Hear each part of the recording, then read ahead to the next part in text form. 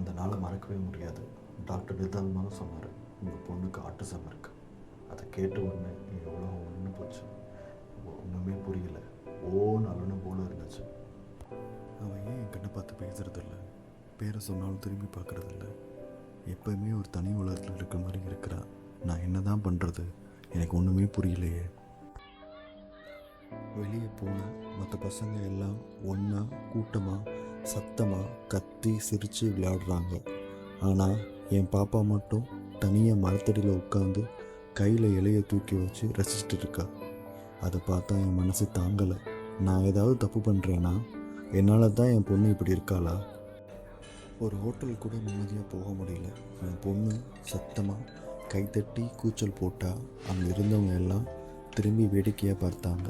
என்னையும் என் பொண்ணையும் பார்த்து சிரித்த மாதிரி எனக்கு தோணுச்சு. உடனே அவளோட கையை இறுக்கமாக பிடிச்சிக்கிட்டேன். ஒரு நாள் நைட்டில் படுக்கிற போது ஃபோனில் இன்டர்நெட் மூலமாக ஆட்டிசம் பற்றி படித்தேன். சில வீடியோஸையும் பார்த்தேன்.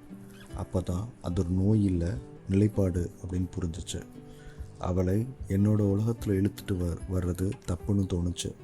நான் அவளோட உலகத்தில் போகிறதும் அவளை அவளாகவே ஏற்றுக்கிறதும் தான் சரின்னு முடிவு பண்ணேன். அவள் பறவை மாதிரி கையை அசைக்க ஆரம்பித்தாள். நானும் அதே மாதிரி பண்ணேன். திரும்பவும் செஞ்சாள். நானும் திரும்பவும் அதே மாதிரி செஞ்சேன். அவள் என்னை பார்த்து சிரித்தான். எனக்கு சந்தோஷம் தாங்க முடியல. அவள் உலகத்தில் முதலடி வச்சுட்டேன்னு தோணுச்சு. நாங்கள் பழைய வண்ண கப்புகள் எடுத்து சேர்த்து அடிக்கணும். கப்புகள் சரிஞ்சு கீழே விழுந்ததை பார்த்து 2 பேரும் சிரித்தோம். அந்த அரை முழுக்க மகிழ்ச்சி பரவச்சு. அம்மா திட்டுவான்னு தெரிஞ்சும் சோறில் நிறையா வரைஞ்சோம். ஸ்டார், யானை, தமிழ் எழுத்துக்கள் கூட.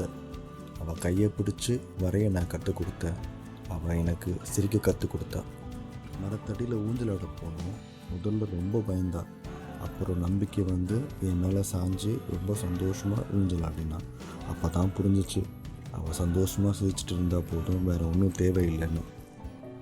இப்போ அவன் என் மேலே படுத்து தூங்கும்போது தான் நான் அமைதியை உணர்றேன்.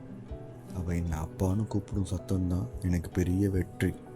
அது நாளைக்கு நடந்தாலும் சரி, அடுத்த வருஷம் நடந்தாலும் சரி, அவள் உலகத்தில் நான் இருந்தால் போதும். இந்த கதை பிடிச்சிருந்தா லைக் பண்ணுங்க, ஷேர் பண்ணுங்க, சப்ஸ்கிரைப் பண்ணுங்க.